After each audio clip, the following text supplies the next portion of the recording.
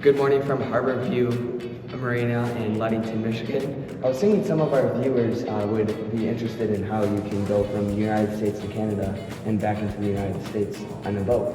Yeah, that's a good question, Alden. I think that's a question a lot of people have. Really quite simple process if you have all of your details in order. Starts with having a properly registered boat, and then also having identification, passports, birth certificates for those under 16, for those people that are traveling with you.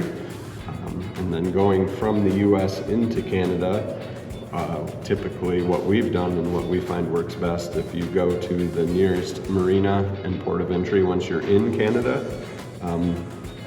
hail the marina on the radio, let them know your intentions, find a place to tie up. Most marinas have, believe it or not, a payphone for your use, but you can also make that call on a cell phone. The 1888 CAN pass, and that number puts you in contact with Canadian Border Services. Conversation with them. It's important also that people just stay on the boat until this process is done, and then one person makes this call with this information.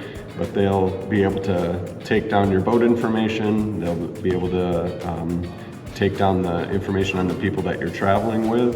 If you've done it in the past, they oftentimes have all of that information on record, and it makes it really easy. There's a few questions about what may be traveling with you as far as alcohol, tobacco, firearms, fruits, vegetables, cash over $10,000, pretty straightforward questions. The same types of questions you may have encountered if you've crossed the border by land before. Once that is complete, they'll give you a number, and then this number, a report number, can be used and displayed while you're boating in Canada, and that's kind of a reference to your entry into Canada. So that whole process doesn't take very long at all. The longest piece may be just waiting on hold for that phone call to go through, depending on how busy the Border Services is and how many phone calls they're taking. Traveling in Canada, once you have that report number, is easy. You're free to travel at will. Displaying that number in the times that we've boated in Canada, we may have had one or two times where we've noticed an authority type vehicle or boat that would be kind of looking at the number, but otherwise have not had any incidents at all, and it's been very easy. They make that a very simple process.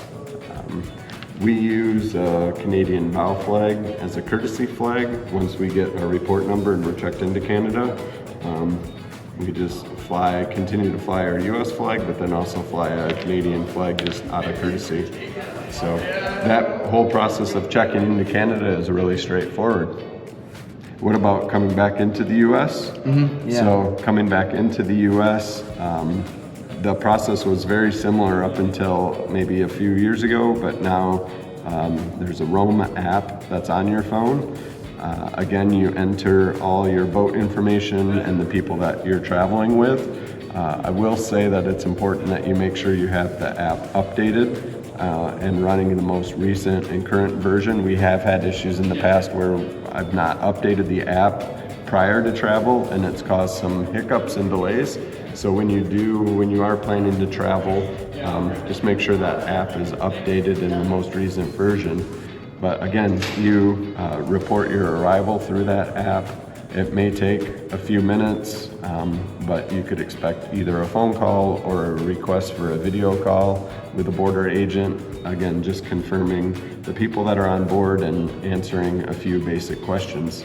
And then once that process is complete, you'll get notification that your arrival into the US has been accepted. And again, you're free to travel at will in the US, and you are back in the country. So a real simple process. It may seem daunting, but again, as long as you have your basic information and as long as you realize there may be some patience involved, the whole process is really straightforward. I will say one thing I did forget: when you come back into the US, If your boat is a certain length, I want to say maybe like mid-30s, there is a fee for a decal, a D-tops decal that the U.S. government requires. You put that decal number in the Roam app, and that's part of the check-in process for a boat of a certain length, and we can get that length. Or the Roam app and the U.S. website does a good job describing that. That can be done ahead of time, or we've done it even the same day that we check back into the Roam app.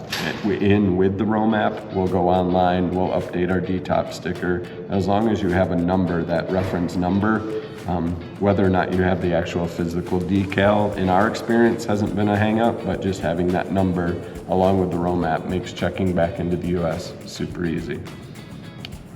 Cool, thank you very much. Yeah, again, if there's any questions or comments, you could leave those below and we'll try to answer them to the best of our ability. But again, would encourage you to not hesitate to cross U.S. Canada by boat. It's a process that is very worthwhile and opens up a lot more cruising opportunities. Cool, thanks again. Before you head out, we put together 2 free printable checklists, one for going from the US into Canada by boat and one for returning back into the United States. They cover all the important steps, apps, documents, and border check-in info we talked about in this video.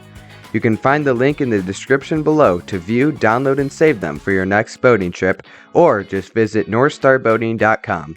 Safe travels, and we'll see you out on the water.